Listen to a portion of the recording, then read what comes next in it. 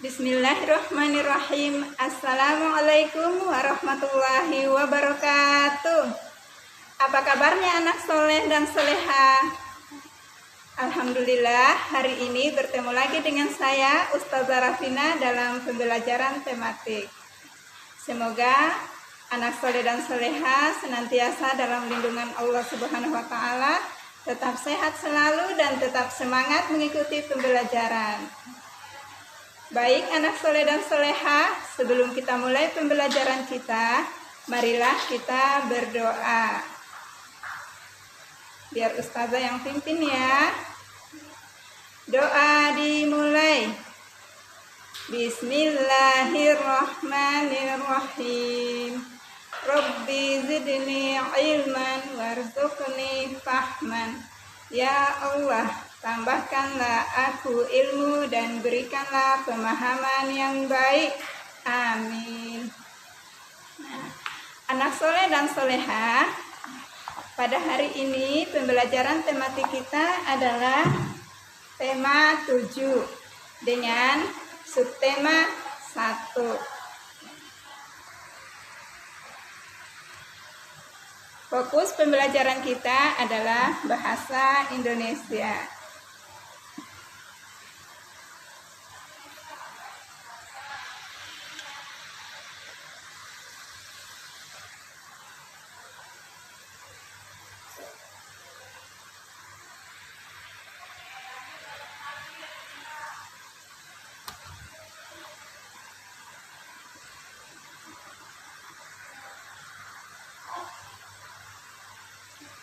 Saya ulangi ya, pembelajaran kita adalah tema 7, yaitu indahnya keragaman di negeriku. Subtema 1, keragaman suku bangsa dan agama di negeriku. Fokus pembelajaran adalah bahasa Indonesia.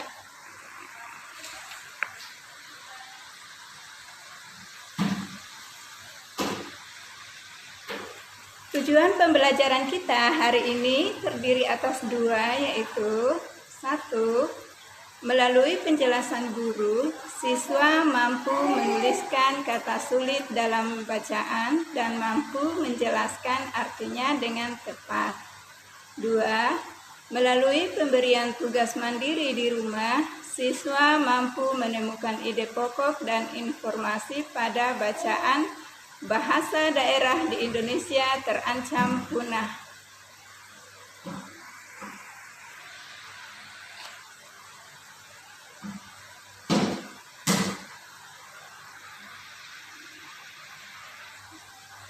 Selanjutnya, materi hari ini adalah menjelaskan arti kata sulit dalam teks non-fiksi. Anak soleh dan soleha, keragaman bangsa Indonesia meliputi suku bangsa dan agama. Apakah kamu tahu arti dari keragaman? Saat membaca sebuah teks, kamu akan menemukan kata-kata sulit karena kamu tidak mengetahui artinya.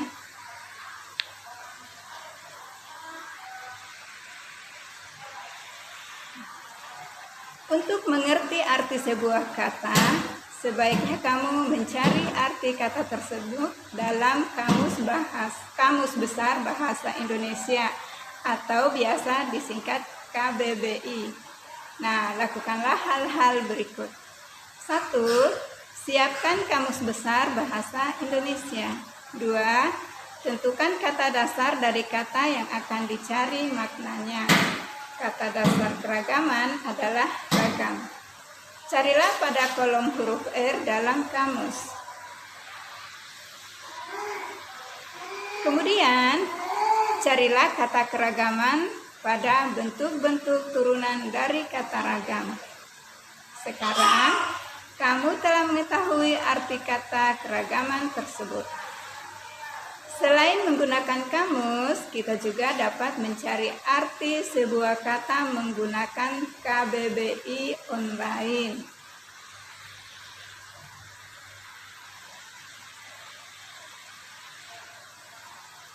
Anak soleh dan soleha, ayo simaklah teks berikut.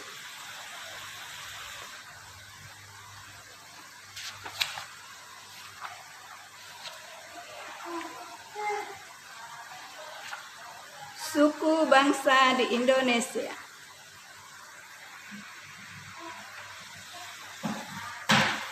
Bangsa Indonesia terkenal dengan semboyan Bhinneka Tunggal Ika.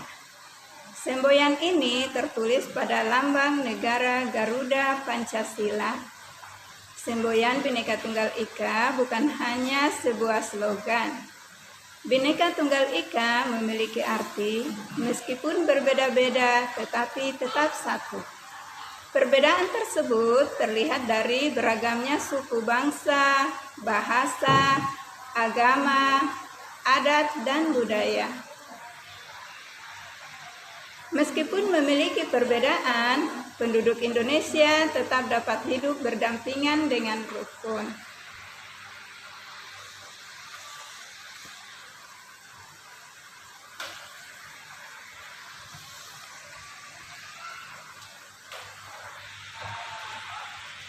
Kita bisa menemukan arti kata-kata sulit di dalam kamus. Kita bisa menuliskannya dalam bentuk tabel seperti berikut ini. Perhatikan tabelnya ya, anak soleh dan soleha.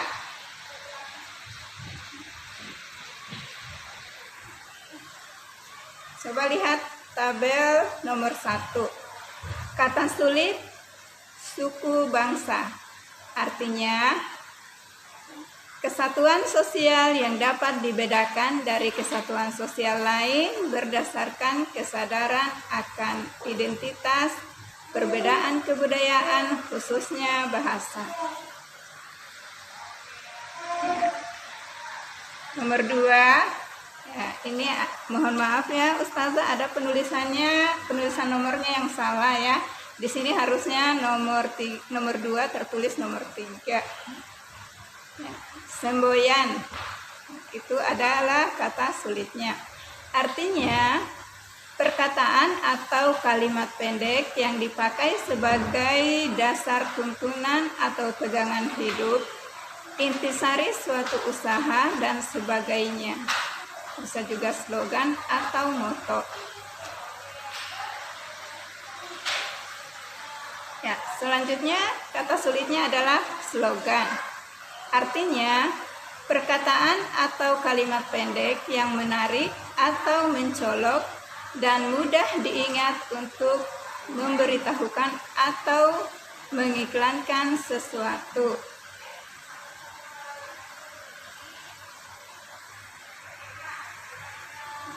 Selanjutnya, menemukan informasi dalam teks. Salah satu cara menggali informasi dapat diperoleh melalui membaca. Dengan membaca, kamu dapat memperkaya pengetahuanmu.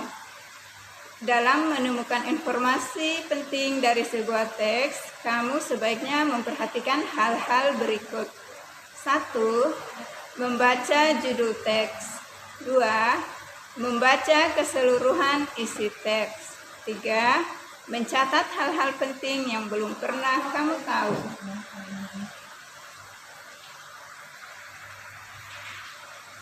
Ayo perhatikan contoh di bawah ini. Kita bisa menuliskan informasi yang sudah diketahui tentang suku bangsa di Indonesia seperti berikut.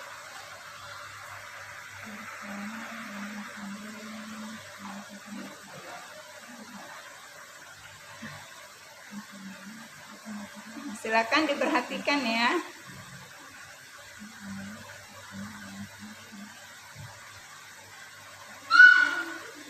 Informasi yang sudah diketahui tentang suku bangsa di Indonesia. Pertama, Indonesia memiliki keanekaragaman suku. Selanjutnya, Indonesia memiliki semboyan Bhinneka Tunggal Ika. Serta ya, yang terakhir, setiap suku bangsa memiliki ciri khas masing-masing.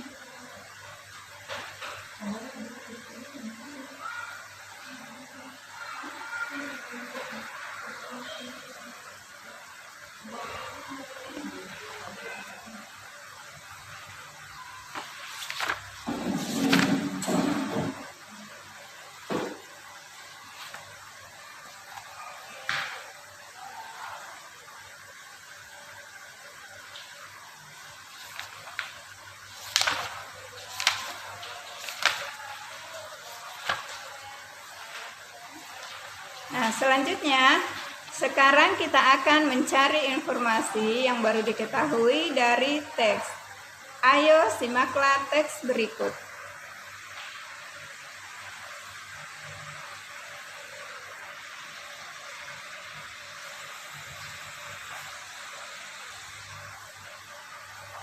Suku bangsa di Indonesia.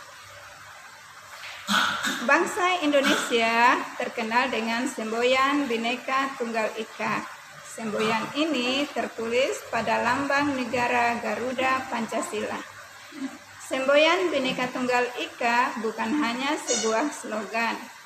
Bhinneka Tunggal Ika memiliki arti meskipun berbeda-beda tetapi tetap satu.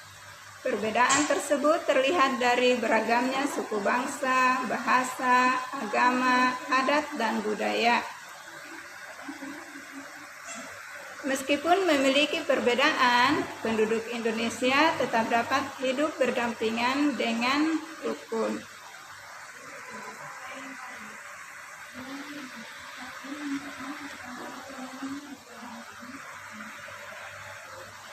Menurut sensus yang dilakukan Badan Pusat Statistik pada tahun 2010, Indonesia memiliki 1.331 suku bangsa. Suku terbesar di Indonesia yaitu suku Jawa. Suku Jawa merupakan gabungan beberapa suku di Pulau Jawa. Jumlah penduduk suku Jawa mencapai 40,2% dari penduduk Indonesia. Sementara itu, suku Nias memiliki jumlah penduduk paling sedikit yakni 0,44% dari penduduk Indonesia. Suku-suku lain seperti suku Papua memiliki persentase sekitar 1,14% dan suku Tionghoa sekitar 1,2% dari jumlah penduduk Indonesia.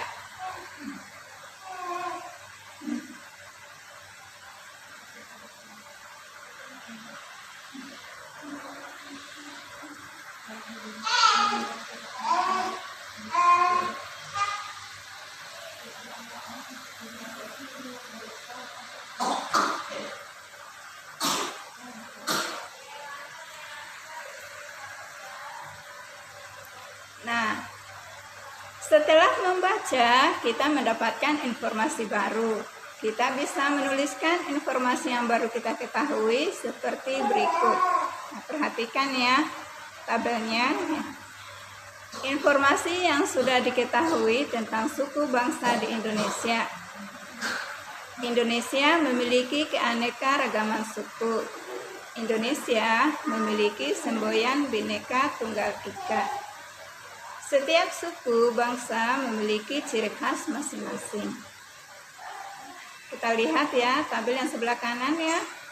Informasi yang baru diketahui tentang suku bangsa di Indonesia, yaitu Indonesia memiliki 1.331 suku bangsa.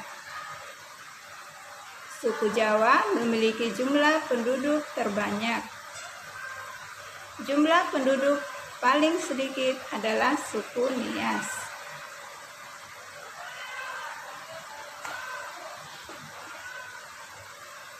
Selanjutnya, menggali informasi teks melalui ide pokok. Anak soleh dan soleha, suatu teks mengandung beberapa informasi penting yang ingin disampaikan penulis kepada pembacanya. Untuk mendapatkan informasi tersebut, kita perlu memahami isi teks dengan baik. Salah satu cara untuk memahami isi teks adalah dengan menentukan ide atau gagasan pokok setiap paragraf pada teks tersebut.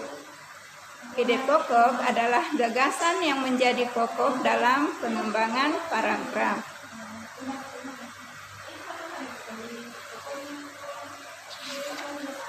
Ayo perhatikan paragraf berikut. Salah satu kekayaan budaya yang dimiliki Indonesia adalah keragaman wastra atau kain Nusantara. Beberapa jenis kain khas Indonesia bahkan sudah mulai dikenal dan diakui di mancanegara. Batik merupakan salah satu contoh wastra yang keberadaannya sudah mendunia. Banyak turis mancanegara yang sudah mengenal dan menggunakan batik dalam kesehariannya. Ide pokok paragraf di atas adalah batik merupakan salah satu keragaman wastra atau kain Nusantara.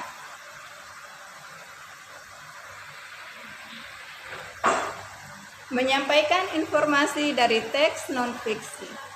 Kamu juga dapat menyajikan informasi teks dalam bentuk peta pikiran.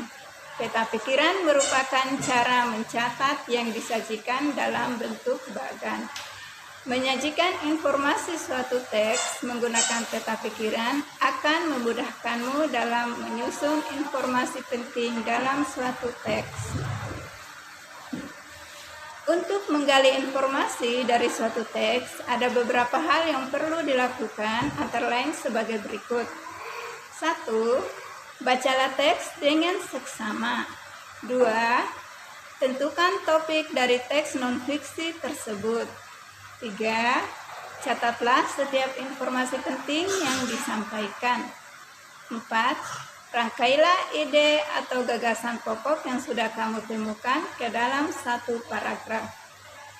Saat menyampaikan informasi, sampaikan dengan suara lantang dan percaya diri.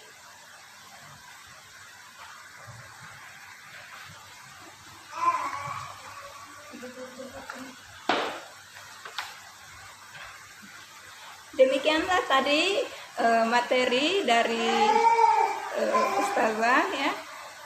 Selanjutnya tugas Ananda adalah halaman 30 dan 31 buku paket ya.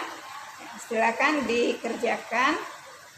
Semoga Allah senantiasa memberikan kemudahan kepada anak soleh dan soleha untuk menyelesaikan tugas tepat waktu.